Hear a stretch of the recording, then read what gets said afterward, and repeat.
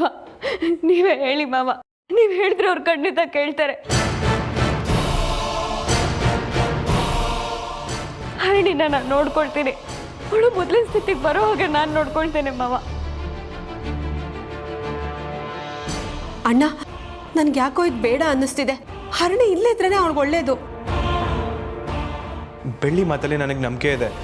ಅವಳ ಕಟ್ನಿಟ್ಟಾಗಿ ನೋಡ್ಕೊಳ್ತಾಳೆ ಅನ್ನೋ ಭರವಸೆನೂ ನನಗಿದೆ. ಡಾಕ್ಟರ್, ನೀವು ಹರಿಣಿನ ಡಿಸ್ಚಾರ್ಜ್ ಮಾಡಿ, ನಾವು ಮನೆ ಕರ್ಕೊಂಡು ಹೋಗ್ತೀವಿ.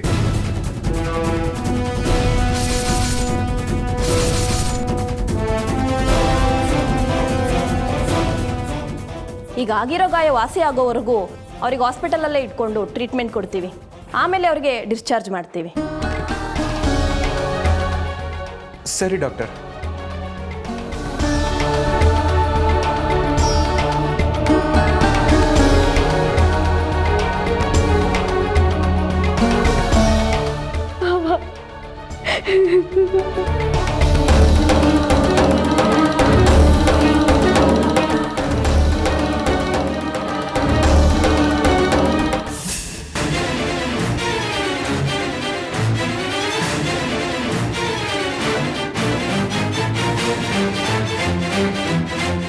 ಅಳ್ಬೇಡ ಬೆಳ್ಳಿ, ಇಲ್ಲಿ ನೋಡು, ನನ್ನ ಕಡೆ ನೋಡು.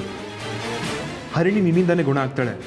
ನೀನು ನಂಬಿರೋ ಚಾಮುಂಡಿ ತಾಯಿ ಅವಳನ್ನ ಕಾಪಾಡ್ತಾಳೆ. ಯೋಚನೆ ಮಾಡಬೇಡ, ಧೈರ್ಯವಾಗಿರು.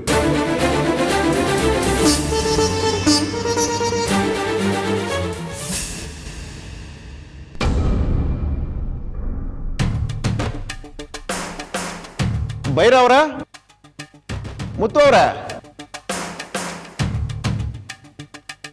ಹೇಳಿ ಸರ್. ನಿಮ್ಮ ಅಣ್ಣ ಮುತ್ತು ಅವ್ರು ಸ್ವಲ್ಪ ಕರೀತೀರಾ? ಸರಿ. ಮುತ್ತಣ್ಣ, ಮುತ್ತಣ್ಣ, ಇನ್ಸ್ಪೆಕ್ಟರ್ ಬಂದಿದ್ದಾರೆ.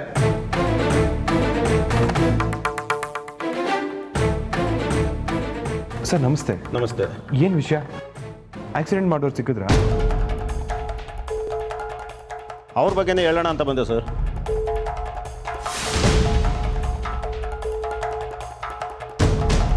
ಆಕ್ಸಿಡೆಂಟ್ ಮಾಡೋದವ್ರ ಬಗ್ಗೆ ಮಾಹಿತಿ ಸಿಕ್ಕಿದೆ.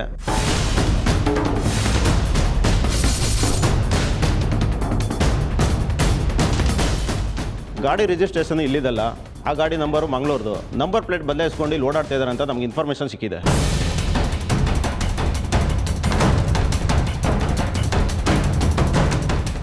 ಸಿಗ್ತಾರೆ ಅಂತೀರಾ? ಆಗಾಗ ನಂಬರ್ ಪ್ಲೇಟ್ ಬದಲಾಯಿಸ್ಕೊಂಡು ಓಡಾಡ್ತಾ ಇರೋದ್ರಿಂದ ಹುಡ್ಕೋ ಸ್ವಲ್ಪ ಕಷ್ಟ ಆಗ್ತಾ ಇದೆ ಸರ್. ಹಾಗಂತ ನಾವು ಕೈ ಕೊಟ್ಕೊಂಡು ಕೂತ್ಕೊಳ್ಳಲ್ಲ. ಅಪರಾಧಿಗಳನ್ನ ಹುಡುಕಿ ಜೈಲಿಗೆ ಕಳಿಸೋದೇ ನಮ್ಮ ಗುರಿ ಸರ್.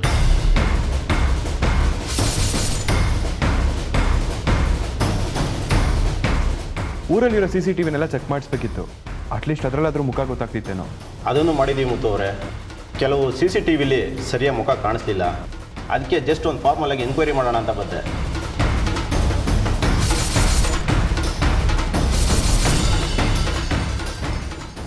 ಆಕ್ಸಿಡೆಂಟ್ ಮಾಡಿದವ್ರು ಸಿಕ್ಕಿಲ್ಲ ಸರಿ, ಆದರೆ ನೀವು ಇಲ್ಲಿ ಎನ್ಕ್ವೈರಿ ಮಾಡಕ್ಕೆ ಬಂದಿದ್ದೀರಾ? ಸಿಂಪಲ್ ಮುತ್ತು ಅವರೇ, ಹರಣಿಗೆ ಮನೇಲಿ ಯಾರ ಜೊತೆ ಎಲ್ಲರೂ ಜಗಳ ಇತ್ತಾ, ಅಥವಾ ಅತ್ತೆ ಸೊಸೆಲಿ ಗಂಡ ಹೆಂಡ್ತಿರ ಜೊತೆಲಿ ಏನಾದರೂ ಜಗಳ ನಡೀತೈತೆ ಅಂತ ನಮ್ಗೆ ಇನ್ಫಾರ್ಮೇಷನ್ ಬೇಕು. ಏನು ಹೇಳ್ತಾ ಇದ್ದಾರೆ ಇನ್ಸ್ಪೆಕ್ಟರ್? ಅಂದರೆ ಅಪರಾಧಿ ನಮ್ಮನೇಲಿ ಇದ್ದಾರೆ ಅಂತನಾ? ಮೇ ಬಿ ಇದ್ರೂ ಇರ್ಬೋದು.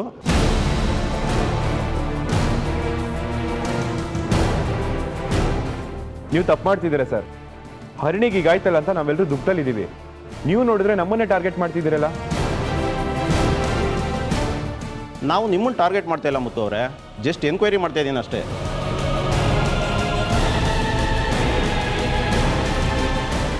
ಇದು ಯಾವ ರೀತಿ ಅಂತ ಅರ್ಥ ಆಗಲಿಲ್ಲ ಇನ್ಸ್ಪೆಕ್ಟರ್. ಆಕ್ಸಿಡೆಂಟ್ ಆಗಿದೆ, ಮನೆಯವರೆಲ್ಲ ದುಃಖದಲ್ಲಿದ್ದಾರೆ. ನೀವು ನೋಡಿದ್ರೆ ಅತ್ತೆ ಸೊಸೆ ಜಗಳ, ಗಂಡ ಹೆಂಡತಿ ಅನ್ಯೋನ್ಯವಾಗಿದ್ದಾರ ಅಂತ ಕೇಳ್ತಾ ಇದ್ದೀರಲ್ಲ. ಹೆಂಡತಿ ಮೇಲಿರೋ ದ್ವೇಷಕ್ಕೆ ನೀವು ಯಾಕ್ರಿ ಕೆಲಸ ಮಾಡಿರಬಾರ್ದು?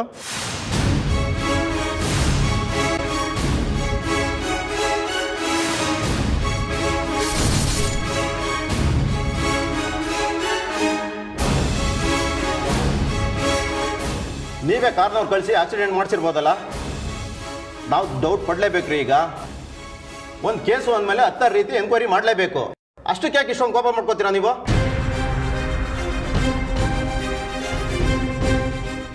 ನಾವು ಕೇಳೋ ಪ್ರಶ್ನೆಗೆ ಉತ್ತರ ಕೊಟ್ಟರೆ ಸಾಕು ಅಷ್ಟೇ. ಅದೇನು ಕೇಳಿ ಸರ್. ನೋಡಿ ಮುತ್ತು ಅವರೇ, ಮನೇಲಿ ಅತ್ತೆ ಸೊಸೆ ಜಗಳ ಅಥವಾ ಗಂಡ ಹೆಂಡತಿರ ಜೊತೆಲಿ ಏನಾದ್ರು ಜಗಳ ಇತ್ತಾ? ಸದ್ಯ ಸರ್ ನಮ್ಮ ಚಿಕ್ಕಮ್ಮ ಮನೇಲಿಲ್ಲ. ಒಂದು ವೇಳೆ ನೀವು ಈ ರೀತಿ ಮಾತಾಡೋದು ಅವ್ರು ಏನಾದ್ರು ಕೇಳಿಸ್ಕೊಂಡಿದ್ದಿದ್ರೆ ತುಂಬ ನೊಂದ್ಕೊಂಡಿರೋರು. ಹರಣಿಗೆ ಯಾರು ಈಗ ಮಾಡಿದ್ದು ಅಂತ ನಾನು ಅವ್ರನ್ನ ಕೇಳ್ತಾ ಇದ್ದೆ. ಆದರೆ ಈಗ ಅವ್ರು ಮಾತಾಡೋ ಸ್ಥಿತಿಲಿಲ್ಲ.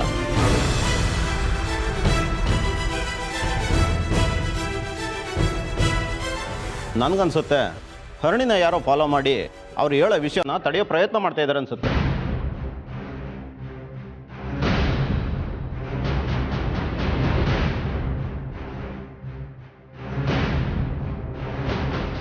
ಆ ರೀತಿ ಎಲ್ಲ ಇರ್ಬೋದು ಸರ್.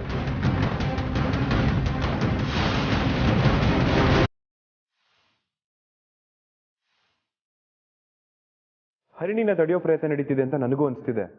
ಆದರೆ ಅದು ಯಾರು ಏನು ಅಂತ ನೀವೇ ಹೇಳಬೇಕು ಸರ್. ನಾನು ನೋಡ್ದಾಗೆ ಹರಿಣಿ ಯಾರಿಗೂ ಕೆಟ್ಟದ್ದು ಮಾಡ್ದವಳಲ್ಲ. ತಾನಾಯ್ತು ತನ್ನ ಕೆಲಸ ಆಯ್ತು ಅಂತ ಇದ್ದವಳು. ಅವಳ ಮೇಲೆ ಯಾರು ದ್ವೇಷ ಸಾಧಿಸೋಕೆ ಸಾಧ್ಯ? ನೋಡಿ ಸರ್, ಈಗಾಗಲೇ ನಾವೆಲ್ಲ ನೊಂದಿದ್ದೀವಿ. ನೀವು ಅಪರಾಧಿಗಳನ್ನ ಹುಡುಕ್ತಾ ಇದ್ದೀರಾ ಅನ್ಕೊಂಡ್ರೆ ನೀವು ನಮ್ಮ ಕಡೆನೇ ಬೆರಳು ಮಾಡ್ತಾ ಇದ್ದೀರಲ್ಲ. ಹೌದು ಇನ್ಸ್ಪೆಕ್ಟರ್, ನಿಮ್ಗೇನಾದರೂ ಅನುಮಾನ ಇದ್ರೆ ಸಾಕ್ಷಿ ಸಮೇತ ಬನ್ನಿ. ಈ ರೀತಿ ಬಂದರೆ ನಮ್ಮ ಭಾವನೆಗಳಿಗೆ ನೋವಾಗುತ್ತೆ. ಇಲ್ಲ ಮುತ್ತು ಅವರೇ, ನಮ್ಮ ಉದ್ದೇಶ ಅದಲ್ಲ. ನಾವು ಮೊದಲೇ ಪೊಲೀಸ್ನವರು ಒಬ್ಬರ ಮೇಲೆ ಅಂತಲಲ್ಲ, ಎಲ್ಲರ ಮೇಲೂ ಅನುಮಾನ ಪಡ್ತೀವಿ. ಈ ಕೇಸಿಗೆ ಸರಿಯಾದ ಸಾಕ್ಷಿ ಸಿಗೋವರೆಗೂ ಈ ಕೇಸ್ ಮುಂದುವರಿತಾನೆ ಇರತ್ತೆ.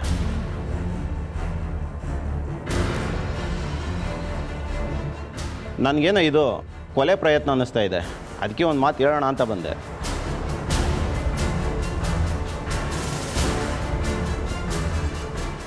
ನಾನು ಆಗಲೇ ಹೇಳಿದ್ನಲ್ಲ ಇನ್ಸ್ಪೆಕ್ಟರ್, ಒಂದು ವೇಳೆ ನಿಮ್ಗೇನಾದರೂ ಅನುಮಾನ ಇದ್ದರೆ ಸಾಕ್ಷಿನ ಹುಡುಕಿ.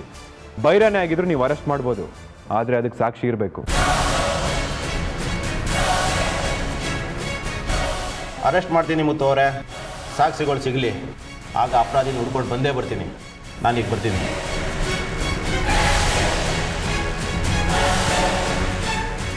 ಏನೇನೋ ಮಾತಾಡ್ತಾರೆ. ಬೈರ, ಶರ್ಮಿಳಾ, ನೀವ್ಯಾರು ತಲೆ ಕೆಡ್ಸ್ಕೊಬೇಡಿ, ಸರಿನಾ?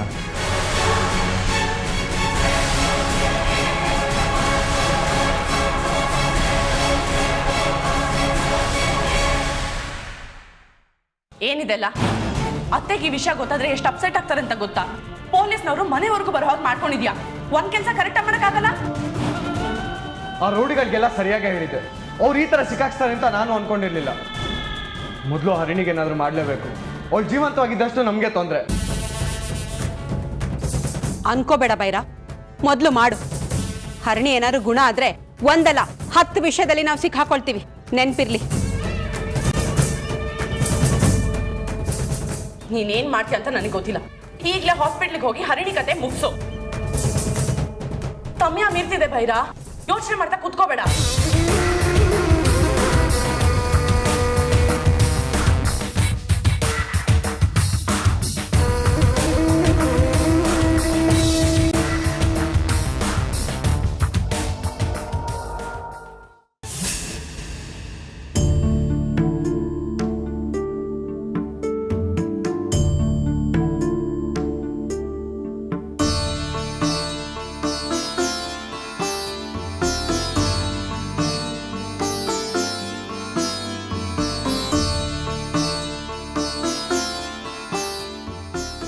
ಅಮ್ಮ ತಾಯಿ ಚಾಮುಂಡಿ,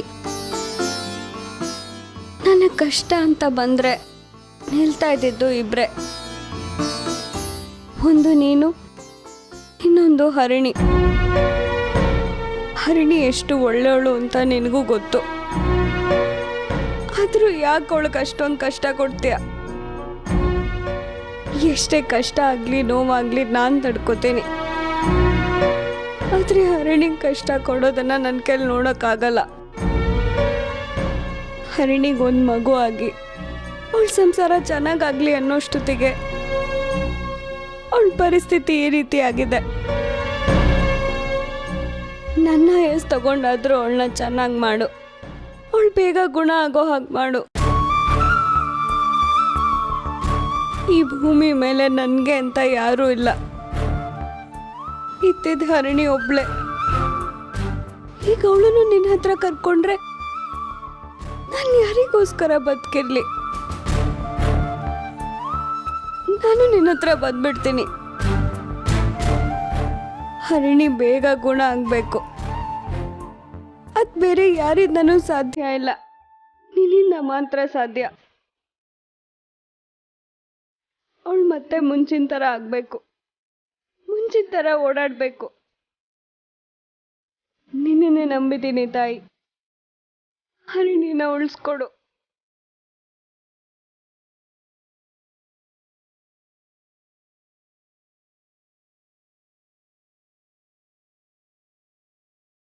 ಅಮ್ಮ ತಾಯಿ ಚಾಮುಂಡಿ, ಹರಣಿಗೋಸ್ಕರ ನನ್ನ ಜೀವ ಬೇಕಾದರೂ ಕೊಡ್ತೀನಿ.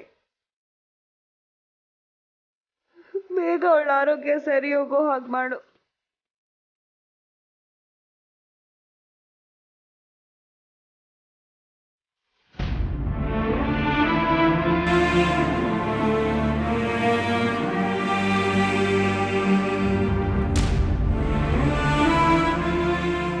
ಹರಿಣಿ, ನಾನು ನಿನ್ನ ಗಂಡ ಬೈರ ಬಂದಿದ್ದೀನಿ. ಮಾತಾಡ್ಸಲ್ವಾ? ಓ, ನಿನಗೆ ಬೆಳ್ಳಿ ಅಂದ್ರೇ ತುಂಬ ಇಷ್ಟ ಅಲ್ವಾ? ಅವಳಿಗೆ ಪ್ರಾಣ ಕೊಡೋದಕ್ಕೂ ಸಿದ್ಧವಾಗಿದ್ದೆ. ಅದಕ್ಕೆ ನಮ್ಮ ಮಾತೆಲ್ಲ ನಿನಗೆ ಕೇಳಿಸೋದೇ ಇಲ್ಲ. ಅವಳು ನಿನಗೆ ಅಕ್ಕ ಅಲ್ಲ, ತಂಗಿ ಅಲ್ಲ. ಆದರೂ ಅವಳಿಗೆ ಸಹಾಯ ಮಾಡೋಕ್ಕೋಗಿ ನಿನ್ನ ಪ್ರಾಣಕ್ಕೆ ಕುತ್ತನ್ಕೊಂಡಿದ್ಯಲ್ಲೇ, ಎಷ್ಟೇ ಇರಬಾರ್ದು ನಿನಗೆ. ನನ್ನ ವಿರುದ್ಧನೇ ಮಾತಾಡ್ತೀಯಲ್ಲ, ನೀನಿನ್ನು ಉಳಿಬಾರ್ದು, ಯಾವುದೇ ಕಾರಣಕ್ಕೂ ಉಳಿಬಾರ್ದು.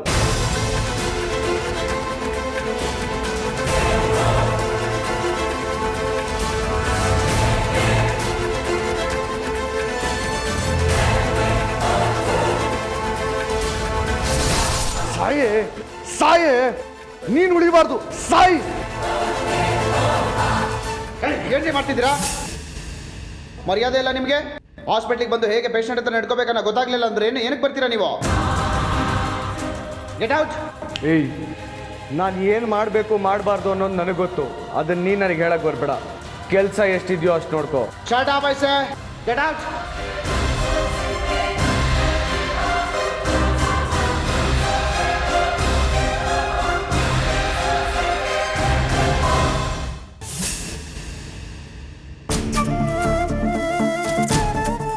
ಹರಿಣಿ, ನೀನು ಬೇಗ ಗುಣ ಆಗಲಿ ಅಂತ ದೇವಸ್ಥಾನಕ್ಕೆ ಹೋಗಿ ಉರುಳು ಸೇವೆ ಮಾಡ್ಕೊಂಡು ಬಂದಿದ್ದೀನಿ. ನೀನು ಮುಂಚೆ ಹಾಗೆ ಓಡಾಡೋ ಹಾಗೆ ಆಗ್ತೀಯ. ಆ ಸಮಯ ಬೇಗ ಬರುತ್ತೆ. ಇಟ್ಲೇ ಮಾಡ್ತಾ ನನಗೆ ತುತ್ತು ತಿನ್ಸೋಕ್ಕೆ ಅಮ್ಮನಾಗಿ ನೀನು ವಾಪಸ್ ಬರಲೇಬೇಕು. ಬೇಗ ಗುಣ ಆಗಿ ಬರ್ತೀಯ ಅಲ್ವಾ?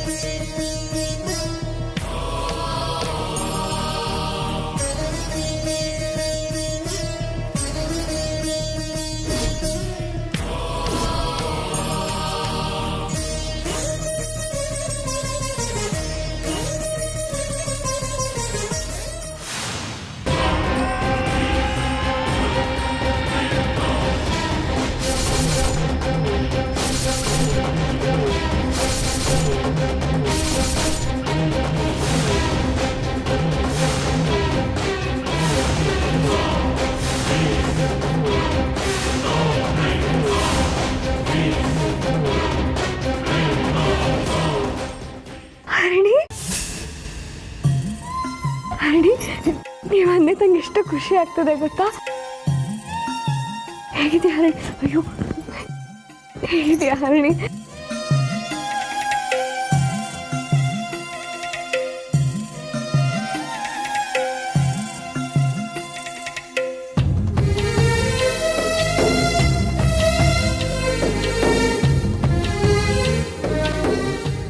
ಅಕ್ಕ ಬಿಡಿ, ನಾ ಕರ್ಕೊಂಡು ಹೋಗ್ತೀನಿ.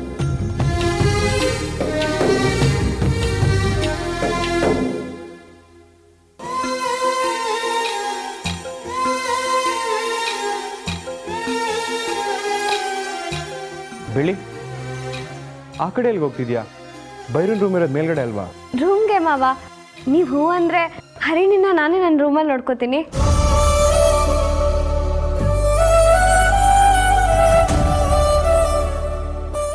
ಬೆಳ್ಳಿ ನಿನ್ನ ರೂಮ್ ಚಿಕ್ಕದು, ಊಟ ತಿಂಡಿ ಅಂತ ಓಡಾಡೋದೆಲ್ಲ ಕಷ್ಟ ಆಗತ್ತೆ. ಅಲ್ಲದೆ ಹರಿಣಿ ನನ್ನ ರೂಮಲ್ಲೇ ಇದ್ದರೆ ನನಗೂ ಸ್ವಲ್ಪ ಸಮಾಧಾನ.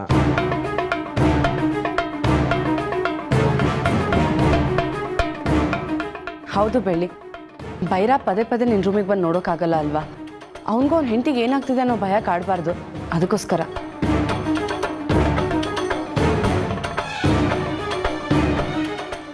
ಹಾಗೇನಿಲ್ಲ ಮಾಯಕ್ಕ, ಚಿಕ್ಕಮ್ಮವ್ವ ಯಾವಾಗ ಬೇಕಾದರೂ ಬಂದು ಹರಿಣಿನ ನೋಡ್ಕೋಬೋದು.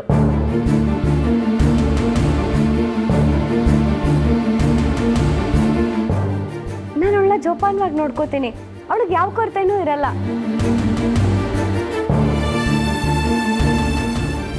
ಮತ್ತು ಮಾವ, ಇದೊಂದು ವಿಷಯಕ್ಕಿಲ್ಲ ಅಂತ ಹೇಳಬೇಡಿ.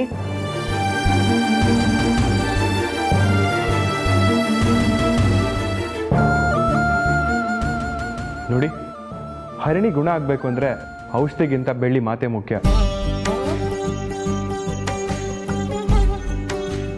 ಬೆಳ್ಳಿ ಅವಳ ಜೊತೆಲಿದ್ರೆ ಹರಿಣಿ ಮನಸ್ಸಿಗೂ ಸಂತೋಷ ಆಗುತ್ತೆ.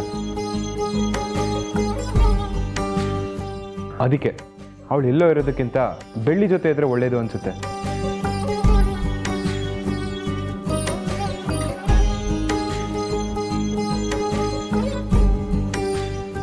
ಬೆಳ್ಳಿ, ನೀನು ಕರ್ಕೊಂಡು ನಡಿ. ಸರಿ ಮಾವ.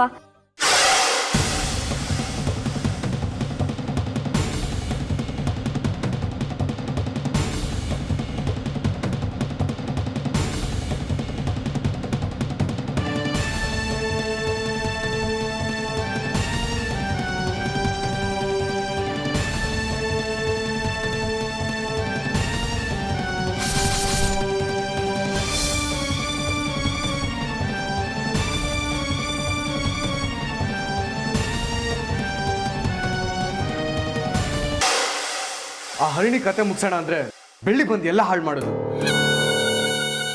ಭೈರ, ಹರಿಣಿ ಮನೆಗೆ ಬಂದ ತಕ್ಷಣ ಸಾಯಿಸಿದ್ರೆ ಎಲ್ರಿಗೂ ಅನುಮಾನ ಬರುತ್ತೆ. ಸ್ವಲ್ಪ ಟೈಮ್ ಕೊಡು.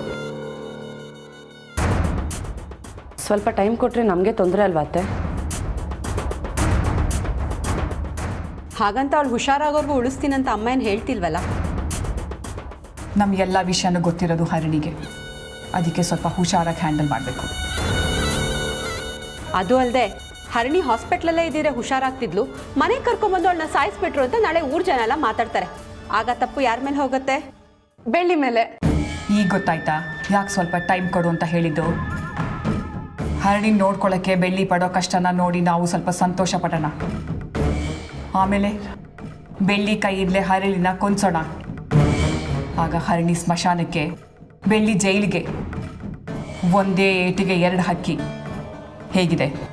ನಿಮ್ಮ ಬುದ್ಧಿ ಮುಂದೆ ನಮ್ಮೆಲ್ಲರ ಬುದ್ಧಿ ಏನೇನೂ ಇಲ್ಲ. ಹ್ಯಾಟ್ಸ್ ಆಫ್ ಅತ್ತೆ.